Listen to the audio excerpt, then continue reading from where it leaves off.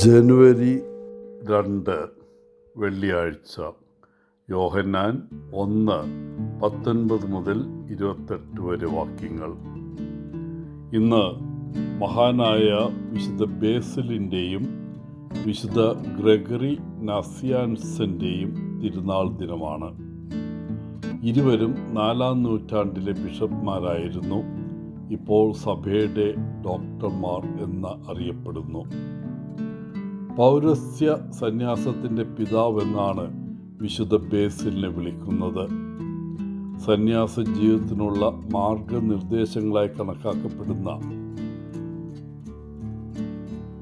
ജോലി, പഠനം, പ്രാർത്ഥന എന്നിവയ്ക്ക് അദ്ദേഹം ഉത്തരവാദിയായിരുന്നു. വിശുദ്ധ ഗ്രെഗറി വിശുദ്ധ ബേസിലിൻ്റെ സുഹൃത്തായിരുന്നു. പൗരോഹിത്യത്തെക്കുറിച്ചും സ്ത്രീത്വത്തെക്കുറിച്ചുള്ള അദ്ദേഹത്തിൻ്റെ പ്രബന്ധനത്തിനും ദൈവശാസ്ത്ര പ്രഭാഷണങ്ങൾക്കും അദ്ദേഹം പേരുകേട്ട ആളാണ്. ഇന്നത്തെ സുവിശേഷത്തിൽ പുരോഹിതന്മാരും ലേവ്യരും സ്നാപയോഹന്നാനെ ചോദ്യം ചെയ്യുന്നത് കാണാം. നീ ആരാണ് എന്ന ചോദ്യത്തിന് യോഹന്നാൻ മറുപടി പറഞ്ഞത് ഞാൻ ക്രിസ്തുവല്ല എന്നാണ്. വളരെ ലളിതമായ ഒരു സത്യം.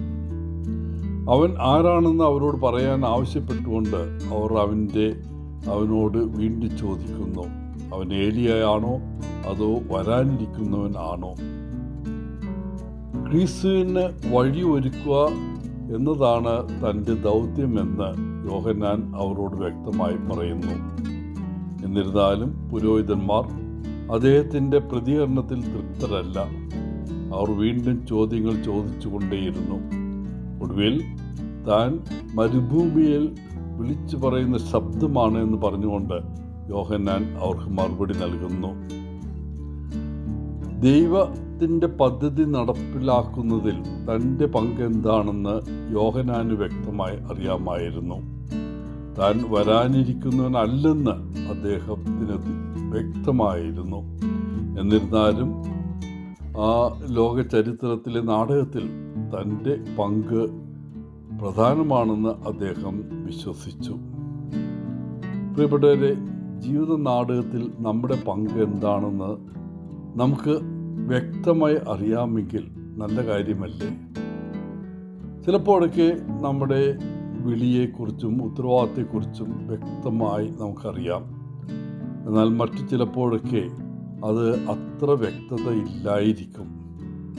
ആ സമയങ്ങളിൽ നമ്മളിൽ മിക്കവരും മുന്നോട്ട് പോവുകയും നമുക്ക് ആവശ്യമുള്ളത് അല്ലെങ്കിൽ ചെയ്യാൻ പറ്റുന്നത് ചെയ്യുകയും ചെയ്യുന്നു.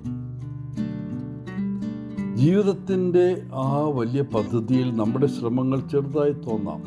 എന്നിരുന്നാലും സ്നേഹത്തിൻ്റെയും ദൈവയുടെയും ഔദാര്യത്തിൻ്റെയും ചെറിയ പ്രവൃത്തികൾ പങ്കുവയ്ക്കാൻ സാധിക്കുന്നത് വലിയ ദാനങ്ങളാണ്.